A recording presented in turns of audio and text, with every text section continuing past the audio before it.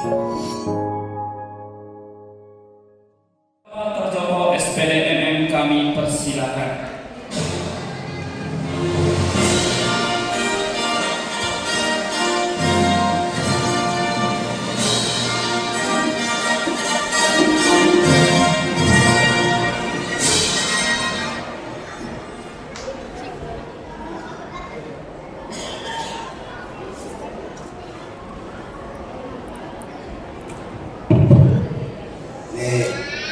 Tempatnya kurang tinggi, perasaan gak enak. Saya agak patuh loh, jadi nanti kalau agak sendat-sendat, mohon maaf karena udah sebulan. Tapi saya tanya kepada Pak Suryadi itu baru 3 bulan, boleh mau sebulan aja udah sakit kayak gini 3 bulan. Bapak Ibu Saudara sekalian, selamat siang. Salam sejahtera bagi kita semuanya. Assalamualaikum. Namo Buddhaya. Assalamualaikum warahmatullahi wabarakatuh. Salam, salam kebajikan, salam sejahtera bagi kita semua. Yang saya hormati Bapak rekan kami, Bapak Pemenang Kabupaten Kepulauan Meranti, Bapak Dr. Andes Haji Julman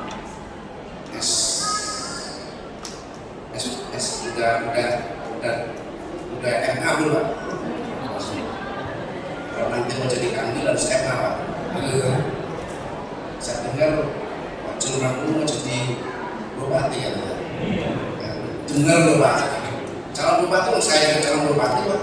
Masalahnya jadi bupati benar atau enggak itu urusan kedua kayak gitu. Yang saya hormati Bapak Camat yang baru menikah seminggu yang lalu. Nyatuan beliau itu lagi bulan madu ya, bulan madu. Bapak nanti saya tanya umurnya berapa Pak? 41 tahun. Istri berapa Pak? 31 tahun. Bahagia Bapak selisih 10 tahun. Saya sudah ini juga begini kan, ini. Cuman kata Pak Julman nggak boleh katakan ini. Tapi nggak apa-apa Pak, saya juga baru nikah Pak. Tahun 2022, orang jauh. Saya umur 56 tahun. 2 tahun kemarin berarti saya umur 54 tahun. Istri saya umur 22 tahun. Atau betul apa? 22 tahun. Kalau dipikir orang hebat saya. Lebih hebat dari Bapak kan gitu kan selisih 34 tahun Pak. Sekarang lagi hamil maka nggak bisa kesini. Kalau nggak hamil saya bawa kesini kan enggak. Yang saya hormati Bapak sesekali kita Bapak Ibu Ketua Wilayah 4 Ibu Ana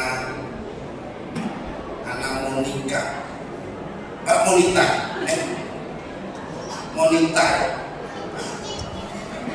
Beliau ini semana-mana. Setiap kali saya ada beliau ada. Maka kemudian kemarin saya pikir udah apa-apa saya patuh. Kemudian dari bidang ada datang kok apalagi ada rekan baru kan gitu. Kemudian yang saya hormati Bapak sesepuh kita, Bapak Pembeka Dharma. Beliau juga bersepuh.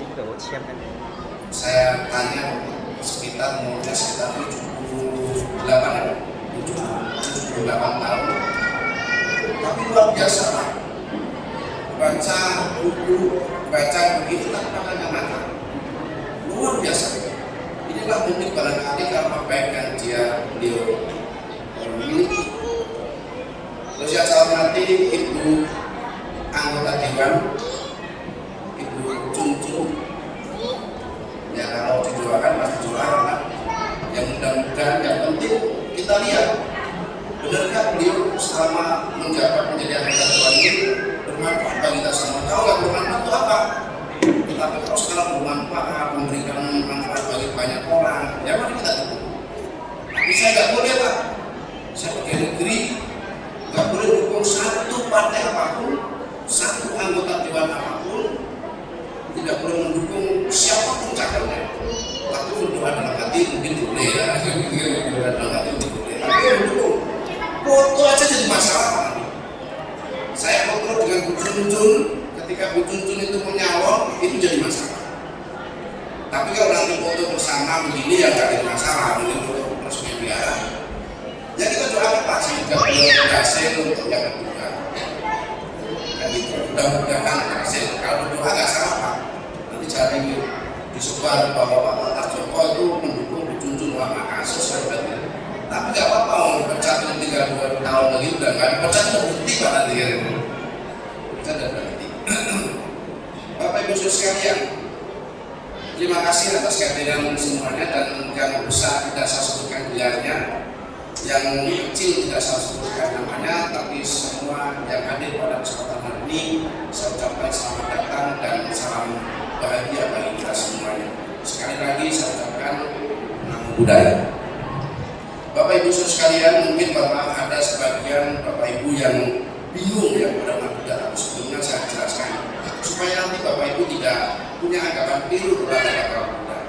Begitu Bapak Ibu masuk dulu, oh di dalam biara ada patung. Sebelum saya bicara yang lain, supaya nanti jelas. Ada patung. Apa patung disembah? Tidak. Patung yang ada di depan tidak disembah. Ini hanya sebagai simbol agama. Sembahyang tanpa patung juga tidak ada masalah. Saya sembahyang tidak pernah ada patung, karena patung yang sebagai simbol lambang bahwa ini guru.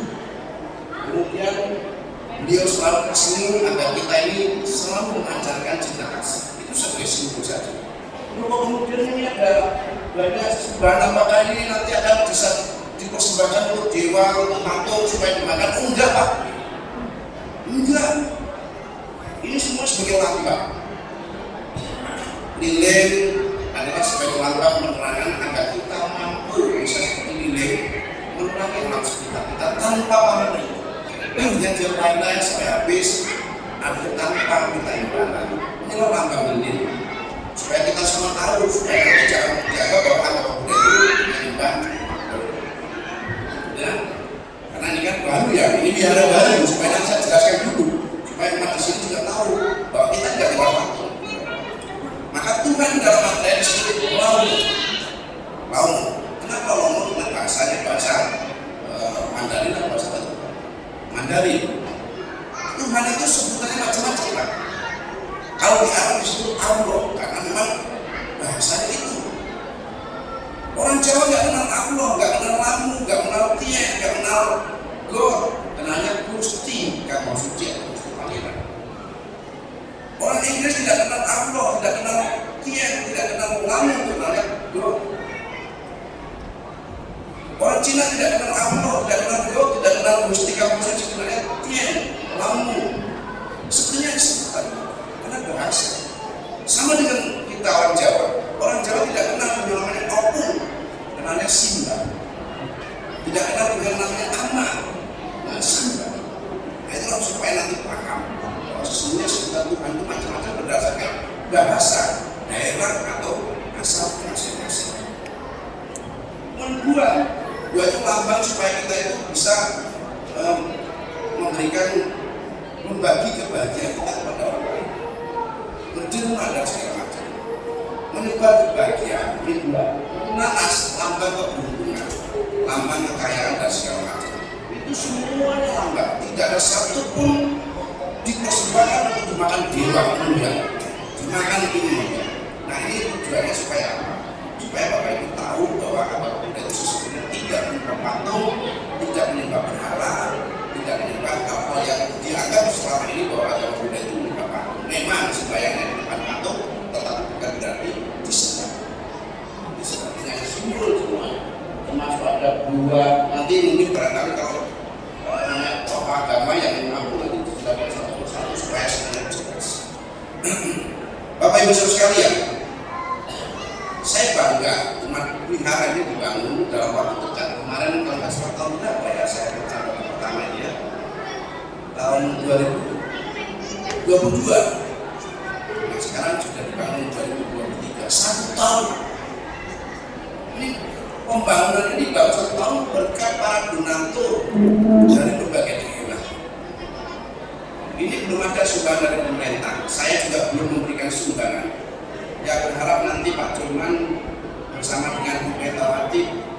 bisa mengalokasikan anggaran, kemudian ini ada dana operasional, minimal untuk dana operasional setiap minggu, kan gitu. Atau minimal nanti ada dana operasional rumah ibadah sehat yang memang kecil, cuma sekitar 20 juta, 30 juta, tapi minimal itu bentuk perhatian pemerintah terhadap rumah ibadah yang ada di berbagai daerah. Itu mudah-mudahan nanti dimulai dianggarkan di PKT supaya nanti setiap daerah punya anggaran daerah sedikit, supaya nanti lupa saya Pak Permabudi nggak salah ngerti, nanti saya pulang dengan itu. Dan saya ngerti Bapak Permabudi yaitu Bapak Kurniadi.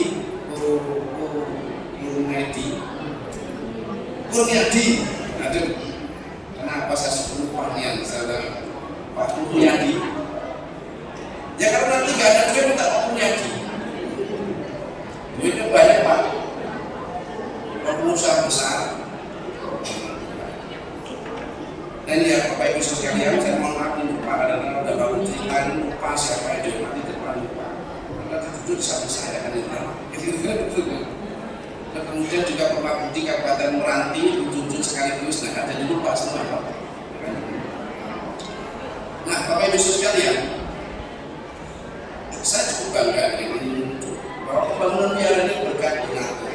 Nah Bapak Ibu sekalian, umat Buddha yang ada di Sonde, mari kita ramaikan rumah ibadah ini. Ketika Bapak Ibu umat Buddha Sonde datang ke biara ini sembahyang, maka pertama yang diperoleh adalah umat Buddha Sonde akan mendapatkan berkah kebahagiaan karena sembahyang. Kedua, menambah kebajikan orang yang menerima, menambah kebajikan orang yang donatur memberikan biara. Begitu Bapak datang ke biara sembahyang, berarti orang yang donatur itu menambah kebajikan. Tetapi begitu biara ini tidak pernah Bapak datangin, maka donatur ini tidak memperoleh tambahan kebajikan. Kenapa? Karena dia sudah bangun tapi tidak ada yang gunakan. Itu sama dengan dia tidak mendapatkan apa-apa. Sama dengan tidak mendapatkan apa-apa. Ketika saya membangun jembatan untuk menyeberangkan dari satu sungai, daratan sungai ke sini ke daratan sungai ke sana, menyeberang, tapi tidak satu pun orang yang lewat, maka sesungguhnya kebajikan saya itu tidak mendapatkan tambahan keamanan apapun. Sia-sia. Sungguh pun sudah saya keluarkan duit dana banyak untuk membangun jembatan itu.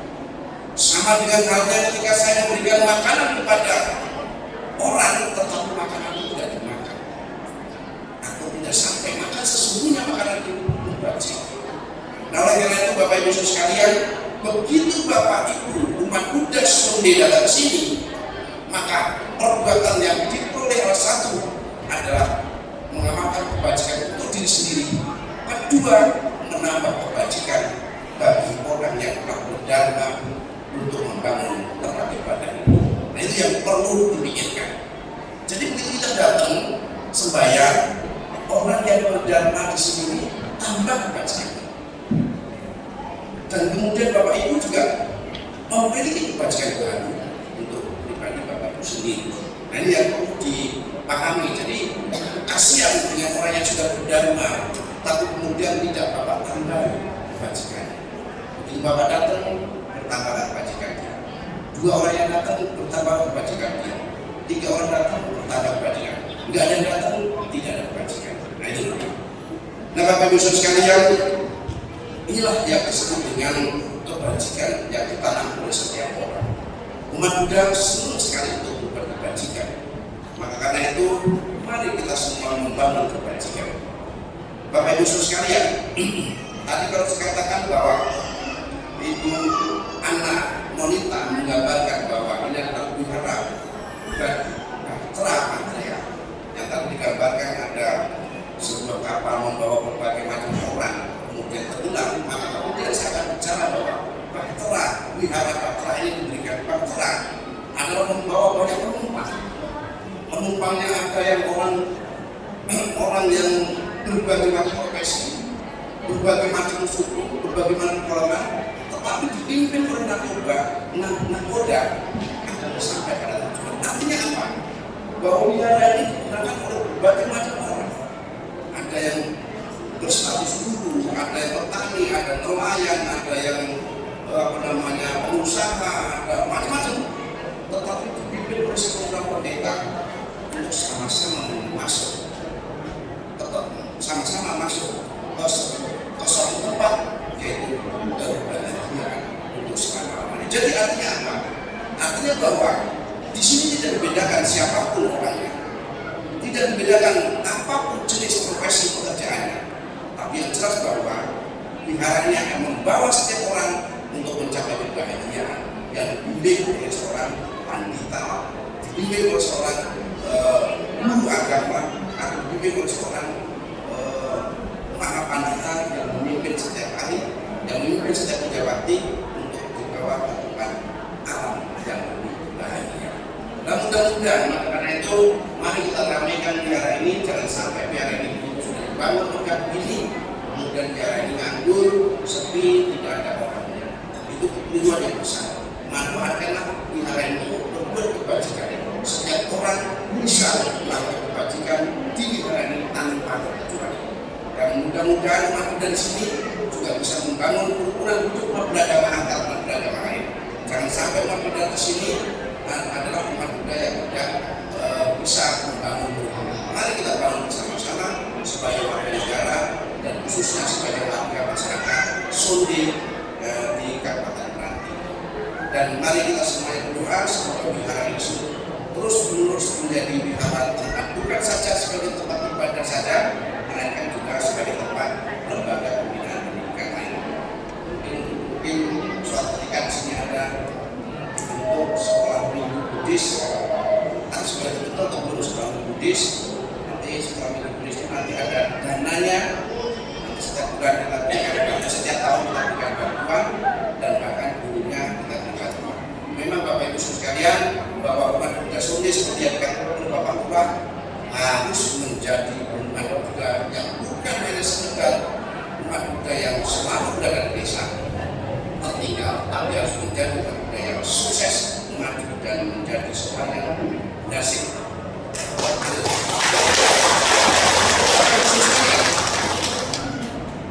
Masyarakat kita sekarang itu masuk ke zaman namanya 4.0. 4.0 itu semuanya adalah digital. Tidak ada satupun yang tidak digital sekarang. Maka karena itu kalau umat Buddha di sini tidak pintar, maka Anda tertinggal. Semuanya sekarang pakai digital dan tidak banyak untuk tenaga kerja. Dulu banyak kasir, banyak teler, banyak gedung-gedung dipakai untuk cabang-cabang. Sekarang nggak perlu, dia cukup taruh ATM di pojok toko, pojok jalan, dia ada ATM setor dan ATM tarik, nggak perlu lagi orang. Berapa banyak sekarang manusia yang tidak dibutuhkan oleh bank. Kemudian tol, tidak perlu lagi orang. Dulu setiap tol itu ada orang yang duduk untuk ngambil karcis. Sekarang tempel, disedot uang kita. Bayangkan Pak, resikonya nanti zaman semakin canggih, Bapak Ibu Saudara sekalian, resikonya adalah kalau orang pintar nanti, Bapak sama saya nggak pintar. Begitu Bapak duduk atau berdiri sama saya gesek pantatnya, duitnya kesedot. Karena di dalam dompet saya ada chip yang mampu menggesek ATM Bapak. Begitu tempel pantat Bapak, duitnya tergesek. Nah, itu ya. Kalau canggih nanti, oleh karena itu maka kita harus canggih. Coba ya nanti mobil Pak, mobil di tol itu lewat sup, duitnya kesedot. Lewat kesedotnya kesedot. Lewat gitu Pak, duitnya langsung tertarik. Luar biasa sekarang Pak. Nanti jalan-jalan Bapak lewat, duitnya hilang. Kan gitu? Bayangkan, ini canggih Pak. Oleh karena itu maka pesan kepala desa tadi cocok. Kita tidak boleh tertinggal. Kita menjadi orang yang beragama, tapi memiliki kepintaran ilmu pengetahuan. Dan orang yang punya ilmu pengetahuan harus juga beragama.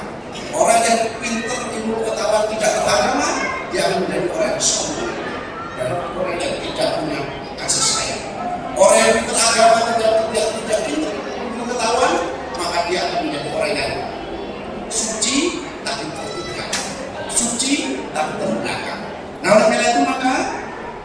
sekolah Bapak Kepala Desa, kita harus menjadi orang yang pintar di bidang agama, juga pintar di bidang ilmu pengetahuan. Itulah pesan saya, mudah-mudahan Bapak Ibu sekalian, wihara yang semakin maju, jangan sampai orang nanti nempel pantat Bapak, duit Bapak hilang. Terima kasih, selamat siang, namo buddhaya. Terima kasih kepada Bapak Pemimpin Buddha atas sambutannya. Untuk itu kami mohon kesediaan Bapak untuk tetap berada di tempat untuk penanda tangan prasasti peresmian